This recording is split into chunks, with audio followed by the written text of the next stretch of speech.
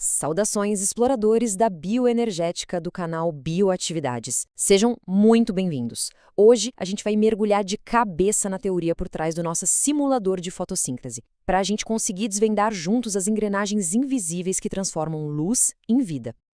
Olha só, nosso roteiro de hoje é uma verdadeira jornada. Nós vamos seguir a energia de um único fóton, sabe? Desde o momento em que ele é capturado até a formação de uma molécula de açúcar. E o mais importante, a gente vai investigar os pontos críticos onde essa máquina incrível pode falhar, conectando cada passo com uma variável lá do nosso simulador. Então, tudo começa aqui, bem naquele instante em que a luz encontra a folha. Vamos tentar entender a física quântica que dá o pontapé inicial em todo esse processo. O que a gente está vendo aqui é pura elegância quântica. A energia do fóton não faz o elétron pular de uma molécula para outra, não. Em vez disso, a energia é transferida por ressonância. Pensa numa daquelas ondas no estádio de futebol lotado, sabe? A energia se propaga, mas as pessoas continuam nos seus lugares. Essa onda de energia vai viajando pelas clorofilas antena até que, bam, ela atinge o centro de reação, o chamado par especial P680, que é o gatilho que dispara todo o resto. E isso nos leva direto para a variável comprimento de onda lá no simulador. Afinal, por que as plantas são verdes? É simples, porque os pigmentos de clorofila são péssimos em absorver a luz verde. Eles simplesmente a refletem. Então, quando você ajusta o comprimento de onda no simulador para a faixa do verde, a eficiência despenca. Por quê? Porque o gatilho P680 nem sequer é acionado direito. Ok, uma vez que o gatilho P680 dispara, um elétron é lançado numa jornada energética fascinante. Mas, como a gente vai ver agora, essa estrada tem um ponto de bloqueio muito, mas muito específico.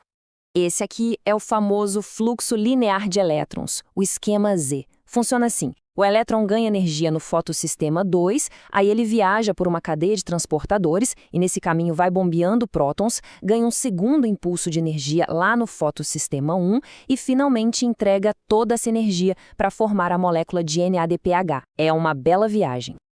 E aqui está o nosso primeiro ponto de falha que a gente pode simular. A atrazina é um herbicida superpoderoso, porque ela age como se fosse um dique, uma barragem. Ela compete pelo mesmíssimo lugar de ligação da plastoquinona, que é a molécula transportadora, lá na proteína D1. Quando a atrazina se liga ali, ela bloqueia fisicamente a passagem do elétron. O fluxo simplesmente para, de forma abrupta. O ponto crucial aqui é um efeito em cascata. No exato momento em que o fluxo de elétrons para, o bombeamento de prótons para junto. Sem esse bombeamento, não tem como formar o gradiente de pH. E sem esse gradiente, as duas moedas de energia da célula, o ATP e o NDPH, deixam de ser produzidas. É um desligamento total do sistema. Bom, vamos focar agora na consequência direta desse fluxo de elétrons. A criação de uma bateria biológica.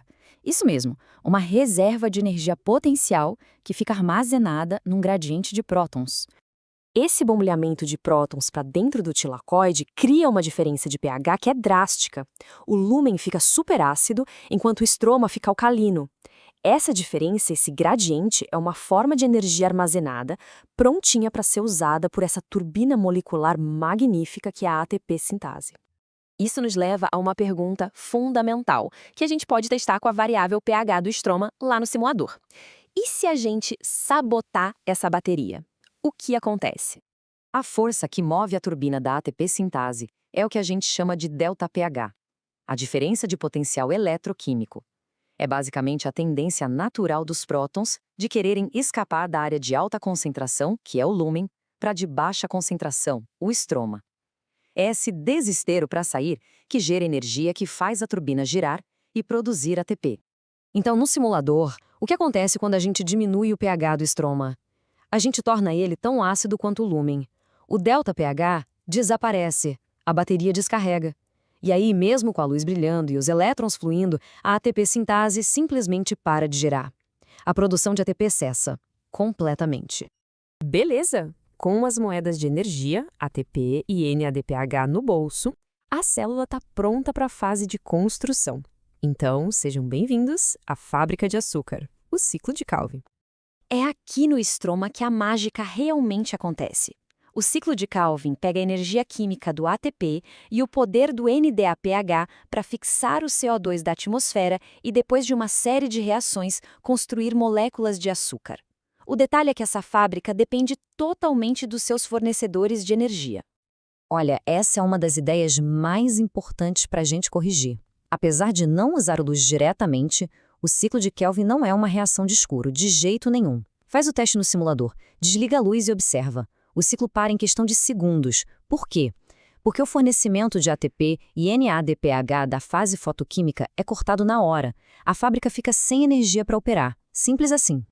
Para a gente fechar, vamos explorar como essa máquina toda se adapta a um estresse bem comum no ambiente, o calor. E aqui a gente vai ver que a evolução encontrou mais de uma solução.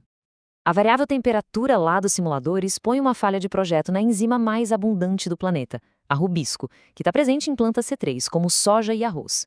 Em temperaturas altas, ela fica, digamos, confusa. Ela começa a pegar oxigênio em vez de CO2, num processo desastroso chamado fotorrespiração, que só serve para desperdiçar energia e carbono. Mas a evolução, né? Ela é brilhante. As plantas C4, como o milho e a cana-de-açúcar, desenvolveram uma solução espetacular. Elas usam uma enzima diferente, a PEP-carboxilase, que não se confunde com o oxigênio, e uma anatomia especial na folha, para basicamente bombear e concentrar o CO2 bem ali, do lado da rubisco. Isso praticamente elimina a fotorrespiração e transforma essas plantas em verdadeiras campeãs de eficiência em climas quentes. E então, qual é a grande lição disso tudo? A fotossíntese é um sistema com uma interdependência metabólica que é impressionante.